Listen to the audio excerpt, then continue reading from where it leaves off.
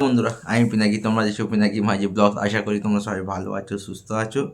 ভাই সাহাব, ধুরন্ধর ঝড় যেটা উঠেছে সেটা তো থামার নামই নিচ্ছে না। মানে দুর্দান্ত। ডিসেম্বরের 5 তারিখে যে সিনেমাগুলো আসছে সেগুলো কিন্তু বক্স অফিসে তাণ্ডব চালাচ্ছে।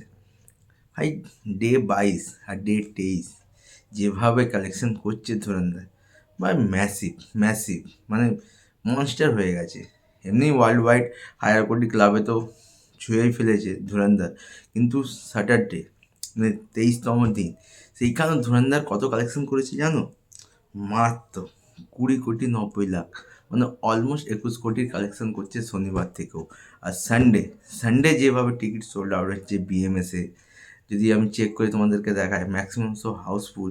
প্রতি ঘন্টায় 20,000, 15,000, 22,000 টিকিট সোল্ড আউট হচ্ছে। মানে সানডেও প্রায় 21 থেকে 23 কোটির মধ্যে কালেকশন করতে চলেছে।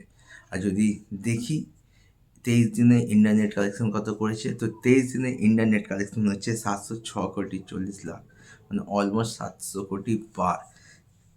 উইক 1-এ করেছিল 218 কোটি, উইক 2-তে 261 কোটি, উইক 3 189 কোটি, ডে 22 16 কোটি, এবং ডে 23 হচ্ছে 20 কোটি।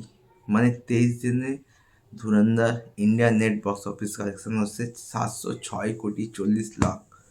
আর যদি ওয়ার্ল্ড ওয়াইডের গ্রস ধরো, তাহলে ওয়ার্ল্ড ওয়াইড গ্রস 1,050 কোটি পার হয়ে গেছে।